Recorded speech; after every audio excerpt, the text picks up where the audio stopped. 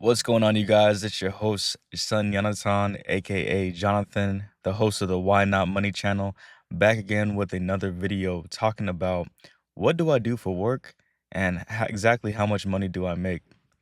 So, I am a painter by trade, and what I do for work is I work at a nuclear plant. So, I don't do just regular like painting houses or, painting the outside of houses or painting the inside of houses or businesses or things like that. I work in an industrial field. And so the difference between working in like a regular painting place and working in an industrial field is you have to have certain different types of qualifications. So I'm just going to kind of run down some of the things that I do at work, and I'm going to tell you some of the ways that you could probably find a nuclear plant near you and get paid this money like I'm getting paid. So day to day, pretty much I clock in, I have a badge, I go through this gate to get into the nuclear plant. And well, first of all, to even get into the nuclear plant, you have to go through a drug test, you have to go through a background test. And these nuclear plants, there's multiple nuclear plants all over the United States. There's a bunch in many different states, and they're different companies. Like some are with Dominion, and that's all I know. I don't know. There's probably other electric uh, companies that produce power and that fund it or send it to the people on the grid. But I know about Dominion, and let's just say you're in Arizona. There's a plant out there called Palo Verde. Say they're closing the plant down. So there's on seasons and there's off season. So when I started off in the off season. So meaning this is called an outage. That means that the power plant is off. So that way we can actually work on the plant and do maintenance on it and fix whatever needs to be fixed. Because the other time the plant is on and it's running. So I came in during the outage season in August of 2024, and I started as a painter helper. And the way that I got on is because I actually had a friend. I knew somebody that was a recruiter that could help me get into the company. So that would be, I guess, the first step is to find somebody or find a company that can help you to get into nuclear. So I don't work directly for Dominion, but I work for a third party that works with Dominion. It's just like a third party contracting company. So I started there in August. I got there like August 19th, and for like the first 4 weeks, I was just waiting for my badge. So you're just waiting to get your badge just so you can get inside the building. And they're very, very specific on the type of people that they hire and the type of person that they're looking for. Mostly meaning like you have to be pretty much straight up with them about like whatever situation you got going on. And you have to be clean, can't be on drugs or doing anything like that because you're going to have a drug test. You're going to have a mental evaluation. It's like a 300 question um, questionnaire, and it pretty much wants you to answer it truthfully on, just am I suicidal? Do I have issues with this or that? Have I ever done drugs in the past? Do I have anger issues? Do I let things get to me? Things like that. You probably had different questions like that at different jobs, but this one is like way more in depth. And this one can kind of make or break you. And I'll about that a little bit later after I get past this part. But yeah, you pretty much have your drug test, your mental evaluation, and once you do that, oh yeah, and a background check. See, I don't understand why they don't do this before you get there because I knew about this job before and I was doing all my paperwork, but you have to enter in all this information, and once you get there, I guess that's when they finally decide to do the background check. So I was there for like 4 weeks, and during that time, I was just waiting for them to call me back, and they kept on calling me, and they were asking about my credit history. They were asking about my tickets because I've had speeding tickets before. They're asking me about like pretty much anytime if I ever got arrested, but I've never gotten arrested, but I did have speeding tickets and I did have credit. And they were calling my referrals. So like people that I work for, I put their numbers so that way they can call them and that they can talk to them and ask them about my previous work experience, my temperament, my work behavior and habits and all that stuff. So that process took about 4 weeks. And one of the weeks when I was there, um, one of the reasons why it took a little bit longer is because I had to take a mental evaluation. After I took the questionnaire, I had to do a mental evaluation because one of the questions that I answered, it was basically like, um, I can feel what other people are thinking, or I know I can tell what other people are thinking. And I guess they thought that I was a little like that's like a crazy question because it's like you know what people are thinking. You're not psychic, so how would you know? So I had to just explain to them like, I just feel like I understand what people are thinking or feeling around me. I can kind of pick up a vibe. So pretty much I had talked to a doctor and she had did her evaluation and I guess I was good. So yeah, after about 4 weeks, um, that's when I got my badge. I finally got my badge and I was able to go from like the student learning side because you have to do all these computer classes and like CBTs, and then you have to take a it's called the RAD test. It's like your radiation like awareness test. It's like 50 questions, but you study while you're in there in the classroom. And depending on if you get it done in the first week, you may have to come back to another school, like another area, and do it for the second week. I didn't really feel like doing the school stuff, so I just wanted to, get out of there as fast as possible. So I studied and I passed it. It was easy to me, but it's just some studying and just review it. You can't look at your answers after you can't write notes or have paper or look on your phone or any of that type of stuff. So once you do pass it, then that's when you're waiting for your badge. After you wait for your badge and you get your badge, that's when you go on to the other side where the actual nuclear plant is at. So once you get to the nuclear plant, you're pretty much with whatever department you got hired on for. Like I said, I'm a painter, but I was honest about what I do and like how long I've been painting. So I've had like two other painting jobs, but altogether it was about a year, maybe a year and some change. But all I said is that I have a year experience with painting. So there is a helper and then there's the actual journeyman. So a journeyman is basically like you are that craft, like you are that person. Like, so say you're a rigger. A rigger is like a person who helps to lift things with like cranes or like with ropes and things like that. So if you have 3 years experience, you'd be a journeyman rigger or a welder. You know what I'm saying? If you went to welding school and you have some welding experience and you've been doing that for 3 years and you probably have documentation and just experience of you doing that for that while, then you can go ahead and put whatever is your experience, and then they'll make you a journeyman. So I was honest, and so they made me be a helper, and so I got paid less than a journeyman. A journeyman makes more than a helper. So once I got in, I went to the paint department. Oh, I went to this shop, and then eventually my supervisor, my general foreman at the time, she came and found me and she brought me to the paint shop and I got introduced to all these people who were all over the United States. A lot of people from the South, some people were from Virginia, where I was from, and some people from Baltimore, Maryland, just all around, just different people. And, I got introduced to a lot of people. And yeah, from then on, we kind of did some like training classes on some different techniques and different things that we might be learning or like not learning, but like actually doing at the job, like working wise. So that could be just how to paint, just they wanted to see how we actually painted. They wanted to see how we did this thing. It's called Pill Away. It's like an application to take paint off.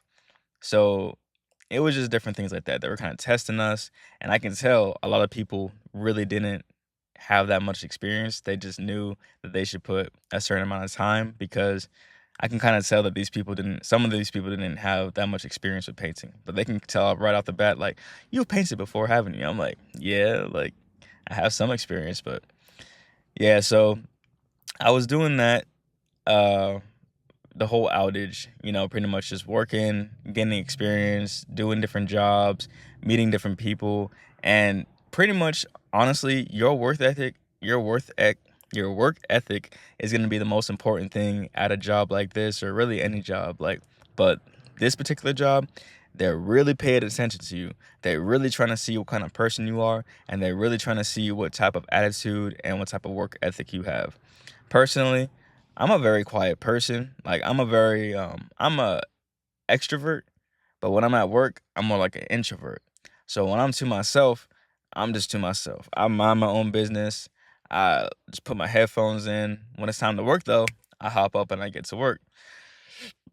And it was kind of weird at first because people kind of judge you, or they think that like something's wrong with you because you're not talking like everybody else. You're not part of the whole conversation. But me, I don't necessarily care what people think about me. Like, I care about people, and I care about people, but I don't care about people's opinions. So whatever you think about me, that's your issue. It's not mine. Unless I'm actually hurting you or causing you some type of issue or pain, then I really don't give two F's what you think of me. At the end of the day, it's me and my life. So yeah, I was pretty much quiet. I was really quiet, but pretty much my supervisor, my foreman that was for me, he pretty much took a liking to me. He seen how I work, and he seen how good of a job that I would do, or that me and this other guy would do, and we would jump up like every time they would ask to do a job. Like, hey, I need somebody to do blah blah blah, and we would just jump up and we just go. And pretty much people started to recognize us, and it ended up being to where it was the end of the outage. So when you're at this nuclear plant and you're during these outage times, you get laid off. And I used to think that laid off was like necessarily a bad thing, or like, it meant you got fired. It kind of is, but it also means you're just being released. And a lot of the time, people who work here, they're jumping from outage to outage to outage. So maybe there's an outage here in the state that I'm at, and then they go to the next state, which is in Virginia, and then they go to the next state, which is in Arizona. Then they go to the next state, which is in North Carolina, or something like that. So their recruiter will hit them up and pretty much let them know about the next job that they have going on, and then they'll just move to that one. So what ended up happening is that it was like everybody started getting laid off. A lot of people started, like, some people were showing up late on time, like late. Some people were not coming in. Some people had attitude issues with other people, and it was just becoming kind of like a drama thing. So they got laid off like that. Then people started slowly but surely getting laid off. And it was just kind of like the last people standing, like all the hard workers, pretty much me and like some other people. And it was like maybe 20 of us at first, right? But then at the end of it, it was like maybe like 10. And then by the end of it, it was only like 5 of us. And I was one of the people who was like, stayed back. And what happened was, so I got there in August, and by the time that it was the end, it was like November. And so what happened was I got offered a full-time position, like a permanent position at the plant. So my foreman, she came up to me and she was like, "Hey, Jonathan, I just want to ask you, would you want to stay? Would you want to stay out here like for good?" And I was like, "For real?" I was like, "Is this a dream? Are you messing with me? Are you playing with me?" So, hey, you guys, I'm gonna tell you how much I make. I'm gonna get to it. I'm sorry. I'm just kind of trying to tell you exactly what I do for work, and how the process that it took to get here and all that stuff. I'll show you my checks in just a second, but yeah, she just pretty much gave me a permanent position, and I was like, "Are you serious? Like, are you kidding me?" Like, honestly, you guys, like the amount of money I make, it's pretty good. And I honestly thought that it was too good to be true. Like, I did not think that it was possible that I would be able to make this much money this fast. Because before this, I was working at Amazon, and Amazon is good. I was working like 12-hour days, 3 days a week on the weekends, and it was only like 36 hours, but they paid us for 40. So I would make about 600, 700 a week at Amazon, which is great. It's pretty good. But even with overtime, I'm not making nearly as much as I'm making here every single week. So she offered me the position. I was like, "Are you serious?" So I was like, "Dang." I was like, "Let me think about it, because I gotta talk to my mom. I gotta talk to my girlfriend." So I called my mom and I let her know. I talked to my girl. I'm like, "Babe, what you think? Like, I just want to let you know that I'm gonna be out here for a lot longer. I didn't think it was gonna be like this." But she was like, "You know what? It's whatever you want to do. Like, I'm happy I'll listen to whatever you say." And I was like, I appreciate you. I appreciate that. And I told my mom the same thing, and she was just like, "Yeah, that's a good opportunity." So, I ended up staying out here. So 2 months ended up being like 6 or 7 months. I was out there since August of last year, and I'm still out here now. Now, I'm gonna go ahead and get to the part that I know you guys are waiting for. Um, I'm gonna just show you how much my checks are. These are just checks on average. So you see that?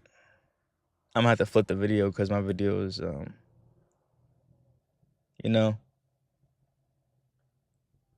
all right, all right.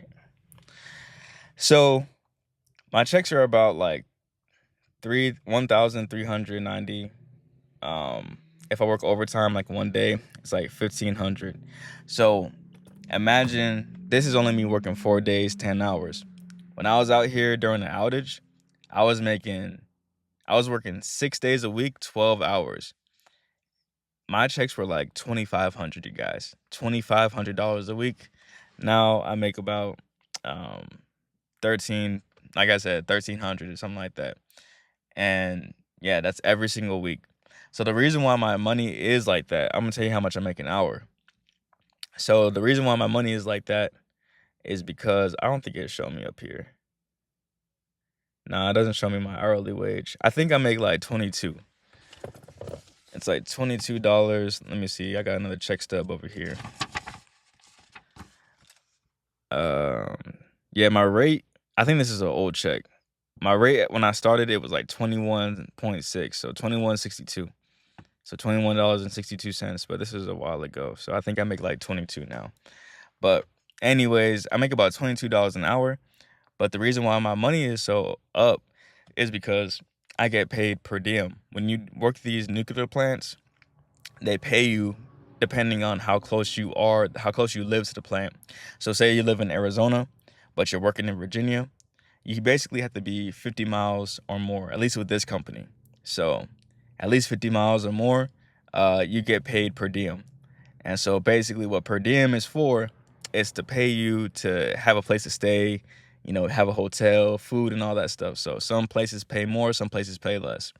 My job paid $110 a day. So for 7 days, that's $770 a week, plus the money that I make hourly, plus the overtime. So you know what I'm saying? That's how you get the check so high. So really, it's $22 an hour, but it's really more like $30 an hour or like 32 or 34, It might I haven't done the math on it exactly, but it's around that price, it's around that range. And that is amazing to me because like I said, I was making like 650 at Amazon working my 3 days. And it's just crazy, guys. I work 4 days now. I work one more day and I work less hours. I don't work 12 hours. I work 10 hours now. Cause yeah, after the outage stopped, that's when I started working 4 hours. I first started working 4 10s. And yeah, basically now it was just like me, my general manager, his wife, um, and another painter, another journeyman. But now they pretty much gave me the opportunity to work here, get my qualifications, so I go from a helper to actual painter, make this money, and I was able to save this money. Like, so you guys will probably watch my channel. If you watch my channel, you know I've been having a goal to hit $10,000. I hit that $10,000 this month, you guys. Actually a little bit above 10K right now. And I went ahead and invested some into some Bitcoin. But yeah, you guys, like, I'm so grateful for this opportunity. And like I said, I think you guys should try to search it up, whatever it takes for you to get into this field. Like I said, I had a friend that helped me to get in, but the company that I went in with is called Day and Zimmerman. So maybe you can find, there's also other type of companies. I'm gonna give you guys a list of companies in another video. But yeah, there's a bunch of different companies that you could probably apply with. But yeah, I've been sleeping in my car too, you guys. I've been able to save this 10K because I sleep in my car. I've been able to save so much money, and I've learned a lot too with the different skills that I learned as a painter. So when I become a journeyman painter, then I'll make even more money. And then I'll go to different plants and stuff like that probably eventually. But right now, I'm just trying to wait until February of 2026 because that's the next outage at my plant. So, just do some research and figure it out because I think, you would like it a lot. And like I said, I'm a painter, but there's a lot of different things that you could do. You could be a welder, you could be a pipe fitter, a rigger, a scaffold builder, an insulator. there's so many different type of crafts that are in nuclear and that people need in nuclear because this is so much money because it's how we get our power. I want to be able to use my phone right now if I didn't have a charge. So this is it just showed me how essential of a worker this thing is and the reason why they pay you so much. So yeah, you guys, that's just my story about how I got a job at a nuclear plant and how I was able to save 10K in like 5 or 6 months. So if you like this video, go ahead, give me a like. I'll make more videos very soon. I hope you guys have a great rest of your day. Peace.